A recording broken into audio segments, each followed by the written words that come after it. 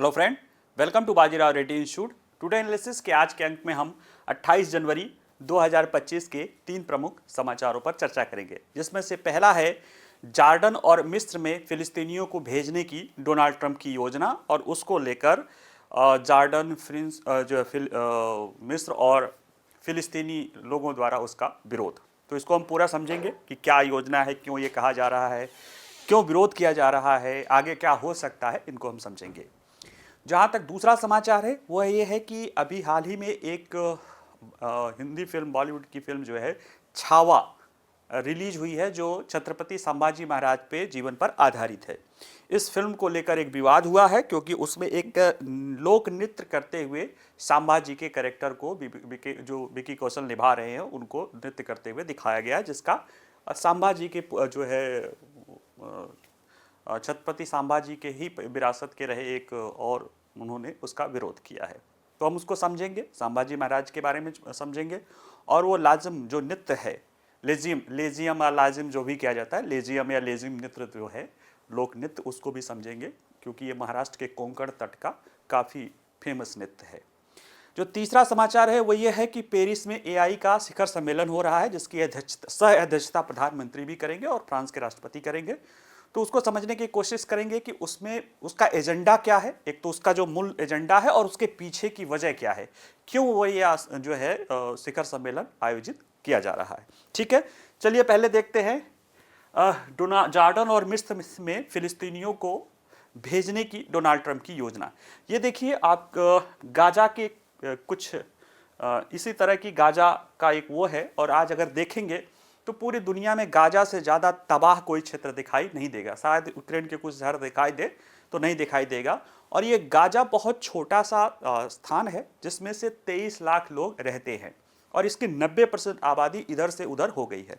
अभी इजराइल और हमास के बीच जो युद्ध विराम समझौता हुआ है, ट्रूस डील हुआ है, उसके पहले चरण में जो है इजराइल की सेनाओं ने गाजा के लोगों को अपने मूल घरों में वापस लौटने की बात की है। इसी दौरान जो है डोनाल्ड ट्रंप का कहना है कि अगर संभव हो सके तो मिस्र, उन्होंने कहा कि मैंने मिस्र और जॉर्डन के राजा और मिस्र के राष्ट्रपति से बात की है कि वह फलिस्तीनियों को अपने यहाँ पे, गाजा के जो वासी हैं उनको अपने यहाँ पे कुछ समय तक के लिए रख लें ताकि गाजा की ठीक से सफाई होकर उसका पुनर्निर्माण किया जा सके। लेकिन 25 जनवरी को उन्होंने ये बात कही थी। 26 जनवरी को इसका फलिस्तीनी प्राधिकरणों ने, हमास ने भी, वेस्टर्न बैंक वाले फलिस्तीनी प्राधिकरण ने और मिस्र और जॉर्डन दोनों देशों के विदेश मंत्रियों ने इसको सिरे से खारिज कर दिया। तो ऐसे में आप समझना है कि क्यों ये समस्या है, क्यों ये खारिज कर दिया गया है, कि इसके पीछे की क्या वजह रही है और आगे क्या हो सकता है। क्योंकि ऐसा नहीं है कि ये पहली बार वहाँ से फिलिस्तीनी शरणार्थी हुए हैं या वहाँ से वो हटे हैं, पहले भी हट चुके हैं जिनको वो नकाबा कहा जाता है। तो आइए उसको हम समझने की कोशिश करते हैं। देखिए चर्चा में क्यों है, तो राष्ट्रपति डोनाल्ड ट्रंप ने कि इस सुझाव को कि मिस्र और जॉर्डन को युद्धग्रस्त गाजा पट्टी से फिलिस्तीनियों को अपने यहाँ ले लेना चाहिए, 26 जनवरी को दोनों अमेरिकी सहयोगी, जॉर्डन भी अमेरिकी सहयोगी है, मिस्र भी अमेरिकी सहयोगी है, इसने और फिलिस्तीनियों ने इसकी सख्त ना कहा है। दोनों अरब नेताओं ने इससे आग्रह करेंगे, वो कह रहे थे 25 जनवरी को कहा कि वो दोनों अरब नेताओं से आग्रह करेंगे कि गाजा की बड़े पैमाने पर बेघर आबादी को अपने यहाँ पे ले लें ताकि पूरी तरह से उस जगह को साफ किया जा सके। क्योंकि उनका कहना है कि अगर जो पुनर्निर्माण की प्रक्रिया होगी उसमें इतना ज़्यादा वहाँ पे विध्वंस हो चुका है कि उसमें अस्थायी भी हो सकता है और दीर्घकालीन भी समय लग सकता है उसको पुनर्निर्माण करने के लिए। लेकिन इसकी हमास और फिलिस्तीनी प्राधिकरण ने भी निंदा की है और मिस्र और इजराइल के जो विदेश मंत्री हैं उन्होंने भी इस चीज़ों को सिरे से खारिज कर दिया है। ऐसे में समझेंगे कि फिलिस्तीनी विस्थापितों की जो है इतिहास क्या रहा है, क्यों इसको खारिज किया जा रहा है। तो उसके लिए पहले फिलिस्तीनी विस्थापन का इतिहास देखा जाए। देखिए फिलिस्तीनी आज जो जहाँ पे इजराइल है वहाँ पे पहले फिलिस्तीनी रहते थे, फिलिस्तीनी अरब लोग रहते थे, यहूदी भी रहते थे, लेकिन उनकी संख्या फिलिस्तीनी अरबी लोगों की संख्या ज़्यादा थी। लेकिन जब वहाँ पे इजराइल एक राज्य की स्थापना की गई तो उसके बाद मध्य पूर्व में एक युद्ध होता है, कई सारे देश उस पर तुरंत युद्ध कर देते हैं, हालांकि इजराइल उसका विरोध जो है मुकाबला करता है और उस युद्ध में लगभग 7 लाख फिलिस्तीनी, पहली बार जो 1948 में उसके जन्म के समय ही, इजराइल के जन्म के समय ही युद्ध हुआ था, फिलिस्तीनी विस्थापित हुए थे। और ये इजराइल जहाज बना वहां से ये बाहर निकल गए थे। और ऐसी घटना को फिलिस्तीनी जो है नकबा कहते हैं। नकबा का अरबी अर्थ होता है विनाश या जो है तबाही। तो ये जो 1948 के युद्ध के बाद 7 लाख लोग विस्थापित हुए थे, उसे फर्स्ट नकबा या उसमें कहा जाता है पहली तबाही कहा जाता है। और आज तक इजराइल ने उन्हें वापस आने की अनुमति देने से इनकार कर दिया है, क्योंकि अगर वो जहां पे वापस आ जाएंगे तो इजरायली वहां पे अल्पमत में हो सकते हैं। तो ऐसे में ये एक चुनौती है। दूसरा, 1967 में एक और इसी तरह का जब मध्य पूर्व में युद्ध हुआ था तो इजराइल ने वेस्ट बैंक और गाजा पट्टी पर कब्जा कर लिया था। उस दौरान भी 3 लाख से अधिक फिलिस्तीनी जो है बाहर चले गए थे। और वो उस समय अधिकांश जो है जॉर्डन में चले गए थे, यानी दोनों समय में जॉर्डन में चले गए थे। और आज ओवरऑल देखा जाए तो लगभग 60 लाख की फिलिस्तीनी आबादी है जो एक तरह से विस्थापित ही है। उसमें से 20 से 23 लाख के आसपास जो है गाजा में रह रहे हैं, उतना ही लगभग जो है वेस्ट बैंक में रह रहे हैं, और लगभग 20 लाख की आबादी आसपास जो है जॉर्डन में और कुछ आसपास के देशों में है। तो एक तरह से 60 लाख की आबादी जो है फिलिस्तीनी अरबी जो है लोगों की जो है वो एक तरह से विस्थापन का जीवन जी रही है, बिना वो राज्य का जीवन जी रही है। ठीक है, तो अब ऐसे में इनके द्वारा विरोध क्यों किया जा रहा है उसको समझें कि फिलिस्तीनी इस योजना का विरोध क्यों कर रहे हैं। क्योंकि फिलिस्तीनियों का कहना है कि अगर उनके द्वारा अगर वो उसको स्वीकार कर लिया जाता है और वह जॉर्डन या मिस्र में चले जाएंगे तो फिर वो वापस उनको इजराइल नहीं आने देगा, जैसा कि पहले नकाबा में हो चुका है। और ये जो अभी गाजा का युद्ध अक्टूबर के बाद 23 अक्टूबर 2023 के बाद 8 अक्टूबर के बाद जो है शुरू हुआ है, उसमें भी ये जो इजरायली शरणार्थी हैं वो कहते हैं कि जो शरणार्थियों की वापसी, यानी जो पहले जा चुके हैं 20-22 लाख लोग जो है बाहर रह रहे हैं, उनकी अपने मूल क्षेत्र में वापसी उनका मूल बिंदु है। उसी को लेकर वो सारा संघर्ष कर रहे हैं। ऐसे में अगर ये लोग भी बाहर चले जाएंगे तो फिर इन्हें इजराइल वापस आने नहीं देगा।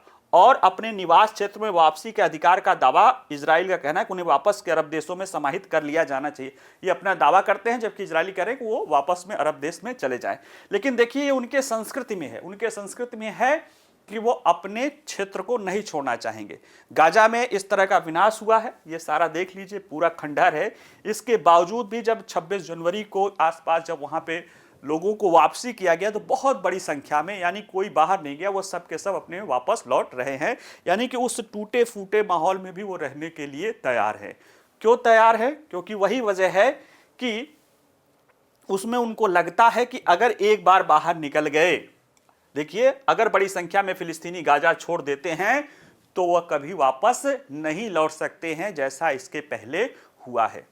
ये तो फिलिस्तीनियों को लगता है कि एक बार छोड़ देंगे तो वापस नहीं आएंगे, और देशों को भी लगता है कि नहीं, इससे चीजें खत्म हो जाएगी। अब यह है कि हम देखेंगे कि मिस्र और जॉर्डन क्यों इसका विरोध कर रहे हैं। ठीक है, क्योंकि निश्चित रूप से सभी फिलिस्तीनियों के काज का समर्थन करते हैं, और ट्रंप जो है वो कह रहे हैं कि हम इसको वापस जो है सही करके वापस बुला लेंगे। लेकिन मिस्र और जॉर्डन ऐसा कर रहे हैं, उसके पीछे की जो वजह है वो भी जानना बहुत महत्वपूर्ण है। देखिए, दोनों देशों ने इजराइल के साथ शांति स्थापित की है एक कैंप डेविड समझौते के तहत, जो है मिस्र का इजराइल के साथ है। जब पहला 1948 का युद्ध हुआ, फिर 1968 का युद्ध हुआ, तो इजराइल के साथ मिस्र की शांति वार्ता है। लेकिन लगता है कि अगर ये वापस लेते हैं, जैसे मिस्र के राष्ट्रपति को लगता है कि अगर वो अपने यहाँ पे फलिस्तीनियों को लेते हैं, चिनाई जो उनका रेगिस्तानी इलाका है मरुस्थल में, अगर वो लेते हैं, बसाते हैं गाजा से सटा हुआ, अगर वो ऐसा करते हैं तो ये उनके यहाँ पे एक हिंसक संघर्ष को बढ़ा सकता है, और इजराइल के साथ जो शांति वार्ता है वो खतरे में पड़ सकती है। इसके पीछे वो उदाहरण भी है। जब पहली बार ये ऐसी चीजें हुई थी, देखिए ये कह रहे हैं कि हमास और अन्य उग्रवादी समूह फिलिस्तीनी समाज में गहराई से जुड़े हुए हैं। आप बहुत ज़्यादा अलगाव, हालांकि वो कैडर में रहते हैं, लेकिन वैसे वो समाज में जो फिलिस्तीनी लोग हैं उन्हीं में से ही उग्रवादी और जो हमास और अन्य कट्टरपंथी लोग हैं वो उसी समाज का हिस्सा हैं। ऐसे में जब उन्हें हटाया जाएगा, उन्हें मतलब वहां से दूसरे जगह अगर मान लिया चलो मिस्र में भेज दिया जाए, तो वो लोग ही नहीं जाएंगे, वो उग्रवादी संगठन भी, उग्रवादी तत्व भी वहां पे जाएंगे और वहां पे जाके वो जो काम गाजा में कर रहे थे वही काम वो मिस्र से करेंगे इजराइल के विरुद्ध।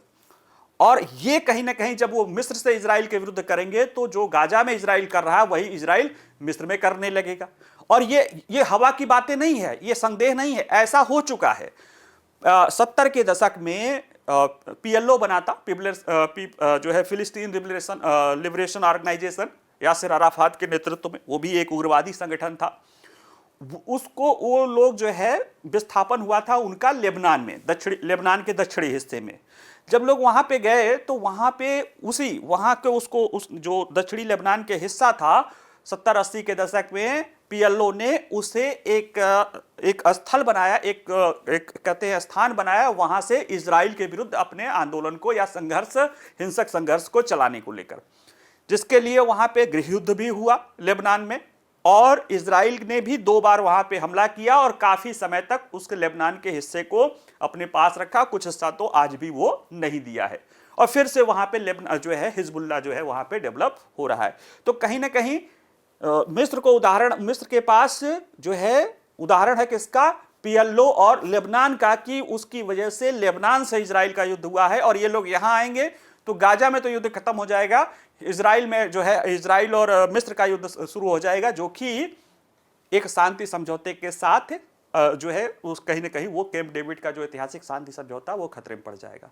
इसी तरह की समस्या जॉर्डन की भी है। जॉर्डन का कहना है कि उसकी स्थिति तो और भी अलग है, ठीक है। वो कह रहा है कि उसका पीएलओ के साथ पहले भी टकराव हो चुका था, क्योंकि 1970 में समान परिस्थितियों में उसने पीएलओ को निष्कासित किया था। पीएलओ के लोग वहां भी यही काम कर रहे थे और उसमें निष्कासित करने के लिए जॉर्डन के राजा ने बुलाया था पाकिस्तान के एक बहुत फेमस जनरल जियाउल हक हैं, उनके नेतृत्व में पाकिस्तानी सेना ने काफी कह सकते हो कि हिंसक कार्रवाई करके जॉर्डन से पीएलओ को भगाया था वहां से। तो जॉर्डन के पास भी वो अनुभव है। और जॉर्डन का कहना है कि उसके यहाँ खुद ही पहले से 20 लाख फलस्तीनी शरणार्थी रह रहे हैं, जिनमें से ज्यादातर वो नागरिकता प्राप्त कर गए हैं। और ओवरऑल 120 करोड़ की आबादी है उसके यहाँ पे। और हाल फिलहाल में जो सीरिया युद्ध हुआ वहां से लगभग 3 लाख लोग जो है आए हैं।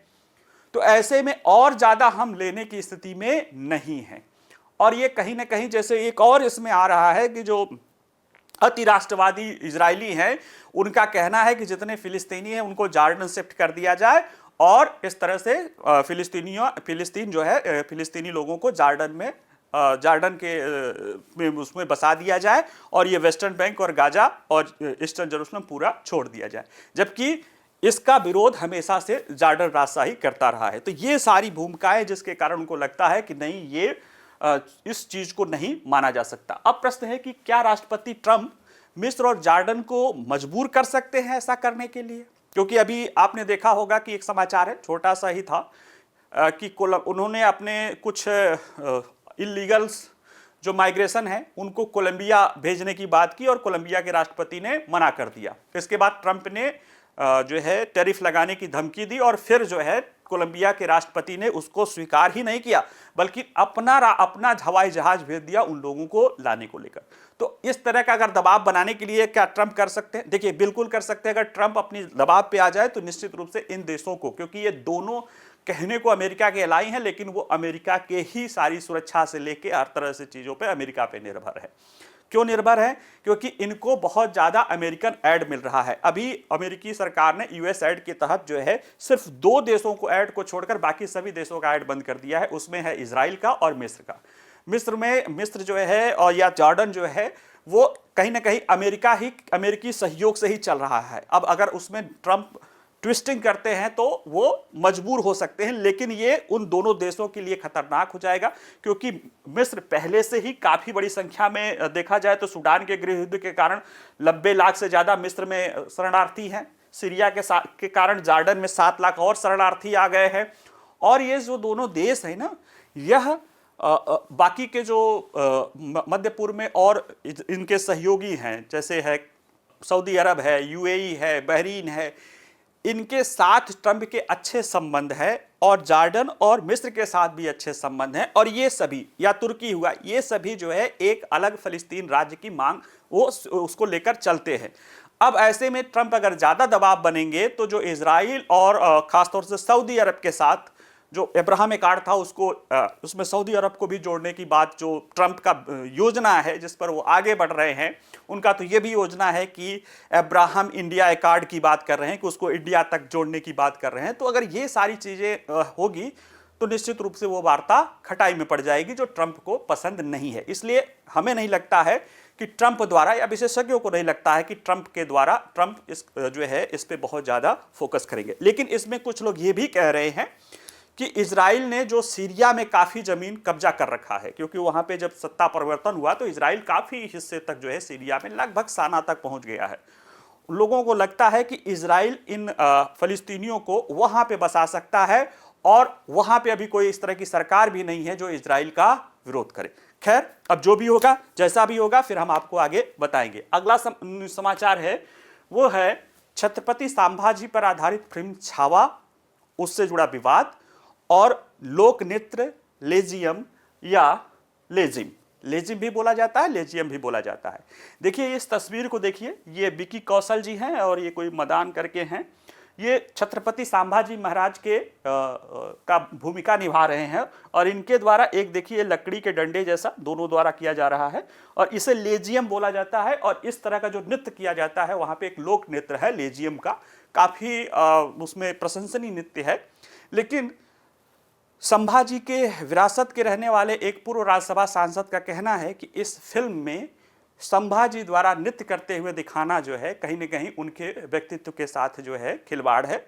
और हालांकि जो डायरेक्टर है उन्होंने कहा है कि फिल्म में इस दृश्य को हटा दिया जाएगा। अब यहाँ पे जो फिल्म छावा है, छावा का अर्थ होता है शेर का बच्चा, शेर का शावक। तो यहाँ पे इस पूरी फिल्म है वो शिवाजी के सबसे बड़े बेटे संभाजी और उनके जुड़े जीवन पर जुड़ी आधारित ये फिल्म है, क्योंकि संभाजी को छत्रपति शिवाजी के बाद जो है सबसे ज़्यादा महत्व वहाँ पे दिया जाता है, क्योंकि कहा जाता है कि इन्होंने अपने धर्म की रक्षा के लिए अपने प्राणों की बलिदान दे दी।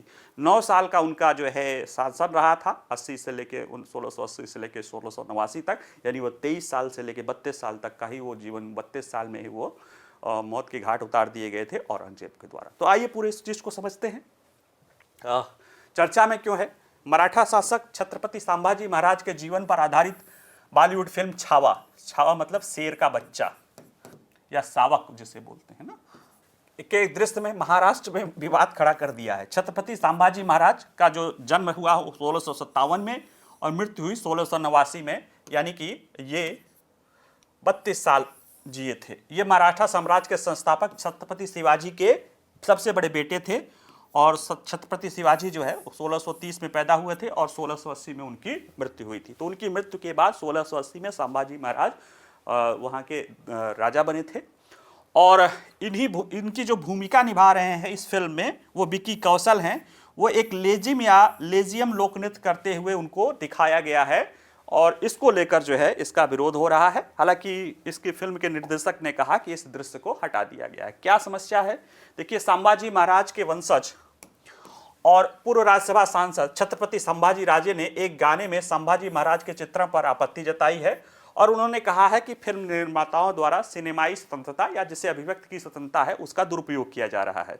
क्या मामला है कि देखिए, फिल्म में संभाजी महाराज की भूमिका निभाने वाले अभिनेता विक्की कौशल और अभिनेत्री रश्मिका मदान, जो कि फिल्म में उनकी पत्नी के रूप में है, महारानी येसुबाई की भूमिका में है, वो के साथ जो है लेजिम या लेजियम भी लिखा जाता है, एक लोक नृत्य करते हुए दिखाई दे रहे हैं। जैसे अभी तस्वीर में दिखा था ना कि वो लकड़ी वाला, वो उसमें लोहे की जंजीरें लगी होती है और उसके साथ वो एक नृत्य करते हुए, लोक नृत्य करते हुए दिखाई देते हैं, जिसको लेकर विरोध है कि संभाजी महाराज के जीवन के साथ ये फिट नहीं होता है, क्योंकि वो उनका जीवन ही जब वो राजा बने थे तो पूरा संघर्ष का समय था, और उस दौरान उनके द्वारा नृत्य किया जाना उचित नहीं है। लेकिन देखिए, बॉलीवुड फिल्मों में मसाला इस तरह की चीज़ें तो होती ही हैं।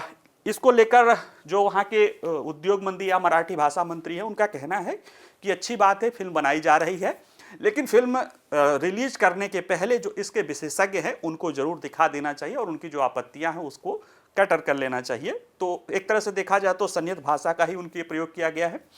और रही बात जो डायरेक्टर है, उनका कहना है कि वो जो फिल्म है उसमें जो फिल्माया गया है वो जब संभाजी महाराज 20 वर्ष के थे तब का वो दृश्य है। और 20 वर्ष की अवस्था में इनका कहना है कि वो नृत्य तो कर ही सकते हैं, क्योंकि जो लेजिम नृत्य है या लेजियम नृत्य है वो महाराष्ट्र की जो है वो एक लोक परंपरा का काफ़ी वो माना जाता है, उसमें बड़ा उसको महत्व दिया जाता है लेजिम नृत्य को। तो ऐसे में कोई बुराई नहीं है, फिर भी उन्होंने कहा कि वो इसे हटा ले रहे हैं।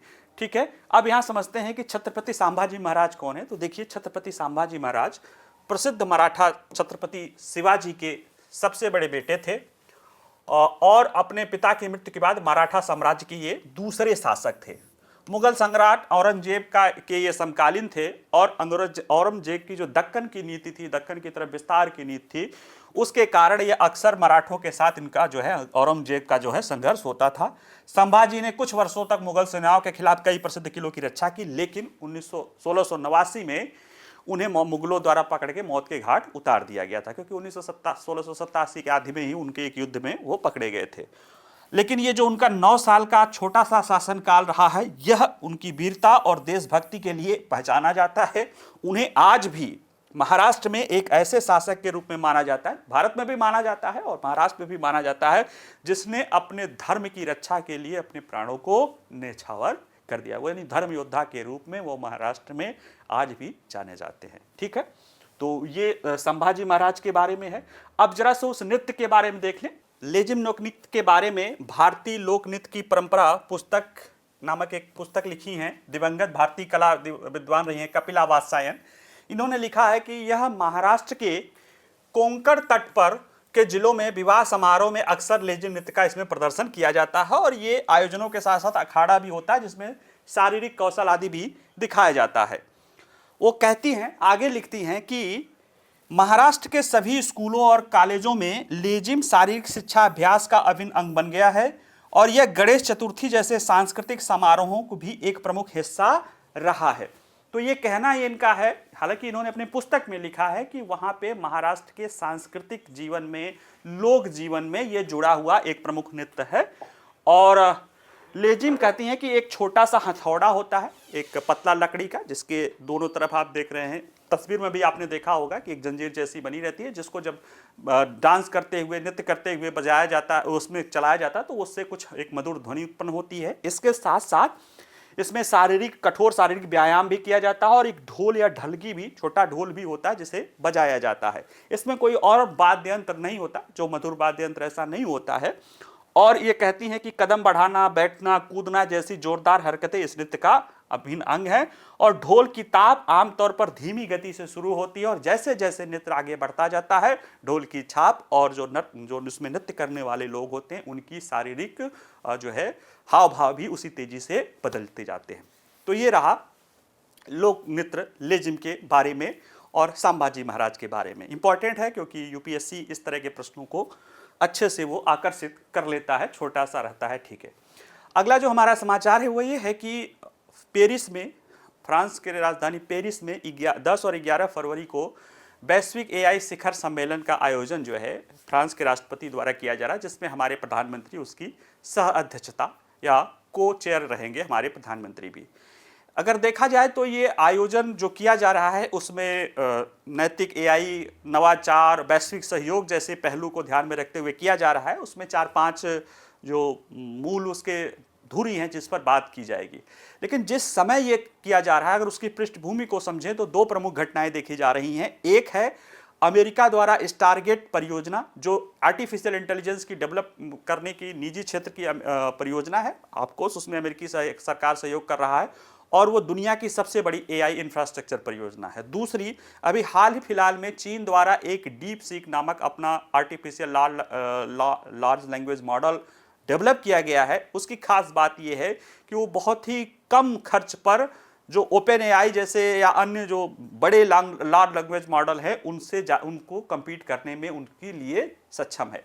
तो ऐसे में एक तरफ जहां पे अमेरिकी कंपनियों की जो है बादशाहत है, दूसरी तरफ राज्य समर्थित चीन एआई की तरफ बहुत तेजी से चल रहा है। इस समय ऐसे वातावरण में शक्तियों के एआई क्षमता के संकेंद्रण को रोकने के लिए ये कार्यक्रम बहुत महत्वपूर्ण है। इसको जरा देखें तो देखिए चर्चा में क्यों है, तो वर्तमान में आर्टिफिशियल इंटेलिजेंस के विनियमन के मुद्दों पर विभिन्न देशों के नीति निर्माताओं के सामने सबसे बड़ी चुनौती यह है कि एआई शक्ति का लाभ कैसे उठाया जाए और इसके जोखिमों को कैसे कम किया जाए। और इसमें यह भी है कि एआई पारिस्थितिकी तंत्र को प्रभावित किए बिना उसका विनियमन कैसे किया जाए। और इसी को ध्यान में रखते हुए दुनिया भर के शीर्ष नेता 10 और 11 फरवरी को फ्रांस की राजधानी पेरिस में एक एआई शिखर सम्मेलन के दौरान जो है वो जुटने वाले हैं, जिसमें भारत के प्रधानमंत्री उसकी सह अध्यक्षता करेंगे। अब ऐसे में है कि पेरिस का एआई शिखर सम्मेलन क्या है, तो देखिए ये फ्रांस के राष्ट्रपति इमैनुअल मैक्रों का ये पहल है, इमैनुअल मैक्रों का एक पहल है। और उनका जो मूल है कि वैश्विक एआई शासन, नवाचार और व्यापक सार्वजनिक हित की सेवा के तरीकों के व्यापक एजेंडों पर इसे केंद्रित किया गया है। इस सम्मेलन का जो उद्देश्य है कि एआई बाजार में जो संकेंद्रण है उसको, यानी जो कंसंट्रेशन है या शक्ति का एक संकेंद्रण होता जा रहा है उसको रोकना है। और ये दिखाई दे रहा है अमेरिकी टेक कंपनियों के रूप में या चीन द्वारा जो है राज्य समर्थित जो है चीन द्वारा एआई डेवलपमेंट के रूप में। तो इन दोनों चुनौतियों से निपटने के लिए किया जा रहा है। इसमें सम्मेलन के एजेंडे के रूप में जो दिखा है वो है कि नैतिक, टिकाऊ और समावेशी एआई पर बल देने की बात की गई है। और यह शिखर सम्मेलन को निम्नलिखित 5 प्रमुख धुरियों के आसपास संरचित करने का प्रयास करता है, जैसे सामान्य हित की सेवा में एआई, काम का भविष्य, विश्वसनीय कृत्रिम बुद्धिमत्ता, नवाचार और संस्कृति, एआई का वैश्विक शासन। अब सामान्य हित के सेवा में एआई, यानी एआई वो कुछ लोगों, मुट्ठी भर लोगों के हाथ के लिए न हो, वो जनरल पब्लिक या आम सभी देशों के हितों के लिए हो, इस पर यह बात की गई है। काम का भविष्य यानी फ्यूचर ऑफ वर्क कैसा हो, यानी वर्क का फ्यूचर या फ्यूचर ऑफ वर्क में आर्टिफिशियल इंटेलिजेंस कितना मदद कर सकता है, उसकी सामग्री को लेकर उसमें क्या चुनौतियां उत्पन्न कर सकता है, इस पे चर्चा किया जाएगा। विश्वसनीय कृत्रिम बुद्धिमत्ता हो, यानी जो हमारा आर्टिफिशियल इंटेलिजेंस हो वह डीप फेक जैसी चुनौतियों से कैसे बचाया जा सके, इस पर ध्यान केंद्रित किया जा रहा है। नवाचार और संस्कृति को बढ़ावा देने में आर्टिफिशियल इंटेलिजेंस की भूमिका क्या होनी चाहिए, इस पर एक बल होगा। और एआई के वैश्विक गवर्नेंस पर या वैश्विक शासन पर भी बल होगा कि ताकि एआई की क्षमता कुछ मुट्ठी भर लोगों तक न सिमटा रहे। ये तो चलो व्यवहारिक चीजें हैं या सैद्धांतिक चीजें हैं। अगर इसको हम समझें कि पेरिस शिखर सम्मेलन का आयोजन पृष्ठभूमि, उसके पीछे की वजह एक्चुअल में क्या है, तो आप देखेंगे कि उसके पीछे की जो वजह है 2 प्रमुख घटनाएं हैं। जैसे देखिए यूरोप में पेरिस शिखर सम्मेलन यूरोप के लिए महत्वपूर्ण है क्योंकि शक्तिशाली एआई के विकास को अब अमेरिका की प्रमुख तकनीकी कंपनियों और चीन की राज्य शक्ति के बीच एक दौड़ के रूप में देखा जा रहा है। एक तरफ प्रमुख अमेरिकी तकनीकी कंपनियां हैं और दूसरे ध्रुव पर चीन पूरे राज्य द्वारा समर्थन जो है इनके बीच में देखा जा रहा है। और यूरोपीय सेंट्रल बैंक के पूर्व अध्यक्ष मारियो ड्रैगी ने एक जो लिखा था अपना कि यूरोप क्यों पिछड़ रहा है आर्टिफिशियल इंटेलिजेंस के या किसी तकनीकी क्षेत्र में, तो उनका कहना है कि लाल फीताशाही है और विभिन्न कानून जो है वो यूरोपीय प्रौद्योगिकी क्षेत्र को एआई के क्षेत्र में चीन और अमेरिका से प्रतिस्पर्धा करने से रोक रहे हैं। और इसी संदर्भ में इसी पृष्ठभूमि में इस सम्मेलन को देखा जाना चाहिए। देखिए एक तरफ अमेरिका भी आर्टिफिशियल इंटेलिजेंस के लिए अपना उसने स्टारगेट परियोजना शुरू की है, वो $500 अरब की परियोजना है और देखा जाए तो उनके राष्ट्रपति का कहना है कि ये दुनिया की सबसे बड़ी परियोजना है। और ये परियोजना वहाँ की सरकार नहीं, निजी क्षेत्र के द्वारा शुरू की जा रही है।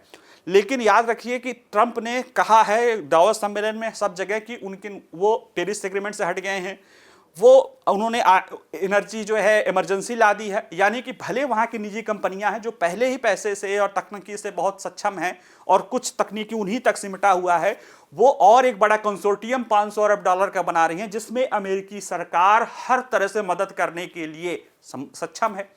दूसरी तरफ चीन है जो पहले से ही, चीन की पूरी सरकार है जो पहले से ही कोई रूल्स रेगुलेशन नहीं फॉलो कर रही थी, वो भी तकनीकी रूप से काफी उन्नत है, वो भी जो है रूल्स रेगुलेशन को नहीं मानती है।